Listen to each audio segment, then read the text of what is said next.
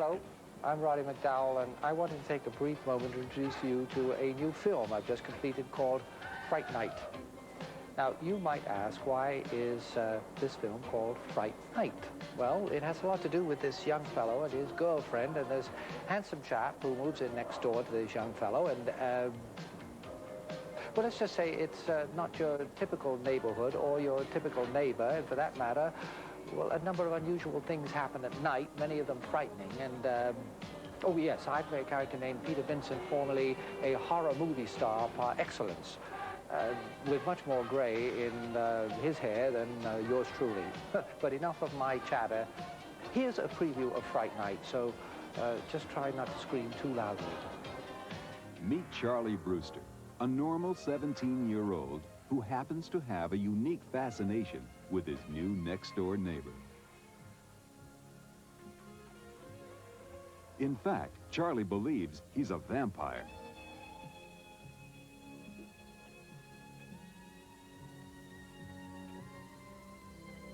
But Charlie has this problem.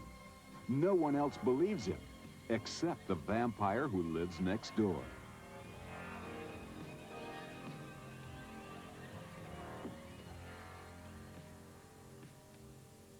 Mom, you gotta get up. Mom, I can't believe what's happening next door. What? He has fangs. The guy who bought the house has fangs. Oh, thanks. That's lovely, Charlie. I have to get up at 7 tomorrow.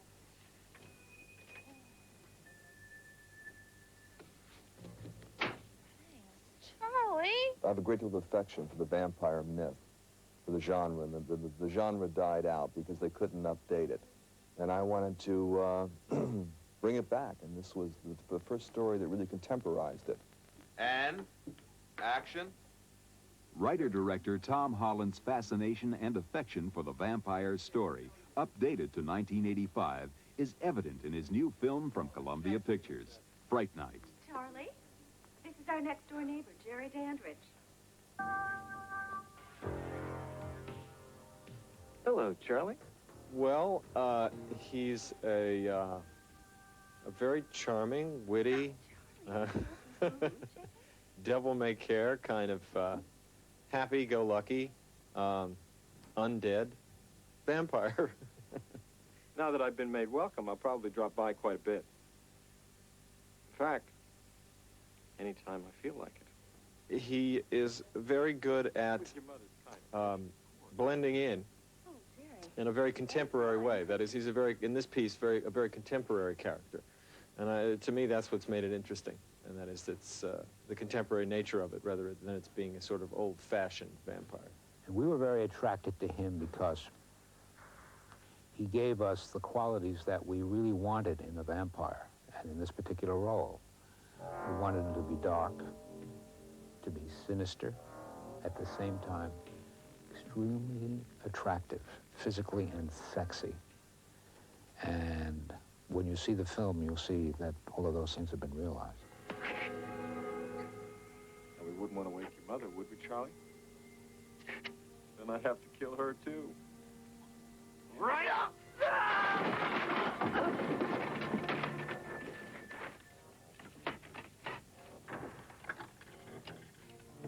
Bill Ragsdale is playing the lead, Charlie Brewster, a 17-year-old boy. Bill has stage experience. He also has a wonderful naivete that could make you believe that he was in this position and didn't know how to handle it.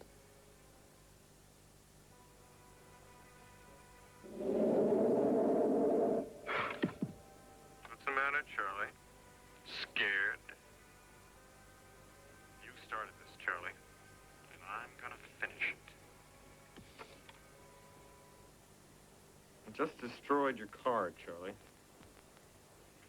But that's nothing compared to what I'm going to do to you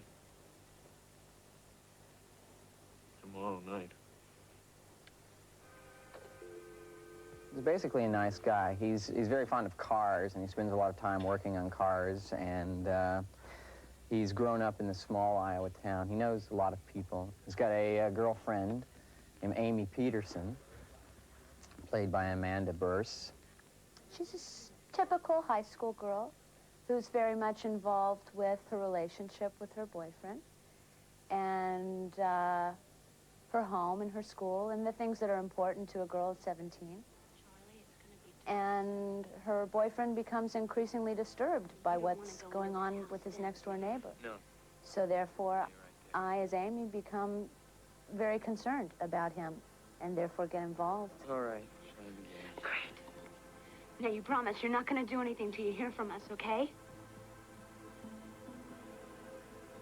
Come on. Amy, you don't believe me, do you? I love you, Charlie. Hey, Amy, come on. Stephen is the consummate wise ass. He's the, you know, the kid we all grew up with, that we knew since the 4th grade through the 8th grade, and probably is into computers now and richer than anybody else. But he was having a hell of a time making the transition from, you know, from adolescent into manhood. This part is just so far off from anything that I could ever imagine having done. I mean, I'm used to playing these nice, innocent, sweet guys or whatever. Although he is very, very gentle, and I mean, I'm just very strange. I'm weird in the movie.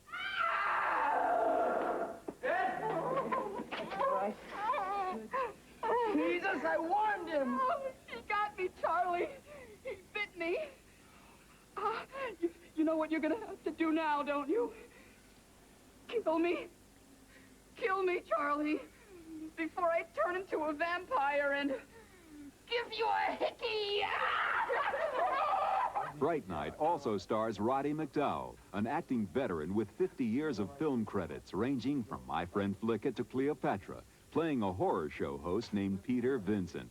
And he's a very, very bad actor, a terrible, terrible actor.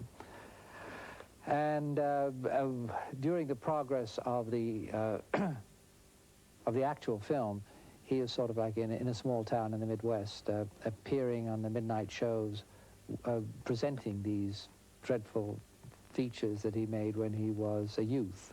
Horror fans, did you know there are a lot of people who do not believe in vampires? Ah, but I do, because I know they exist. I have fought them in all their guises. Man, wolves, bats, and I have always won. That is why they call me the Great Vampire Killer. The young man in the film comes to him because he sort of takes him seriously in the sense that he has played a character called the Vampire Killer, and the young man comes to him because there is a vampire living next door to him, thinking that this man that I played knows about vampires. He doesn't know anything about anything other. And it's a lovely role because he's sort of like the Cowardly Lion, really. I believe in vampires.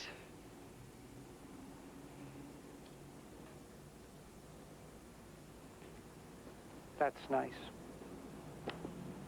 If only there'd been a few more of you, perhaps my ratings would have been higher. In fact, I have one living next door to me. Would you help me kill him? Pardon me? There is no campiness in this. I would not show disrespect for the genre by parroting it. As I said earlier, vampires have always been a metaphor for seduction. And they are sensual in and of themselves. And in this story, there is a sensuality, a subtext, an undercurrent that runs underneath it, because the young boy finds that the vampire is after his girlfriend. This is a state-of-the-art special effects film. In terms of prosthetics, makeup, optical effects, and even in terms of the camera design, the shot design of the film. This is a big-budgeted film. The best that was available in terms of today's technology to make the effects work are involved in this film.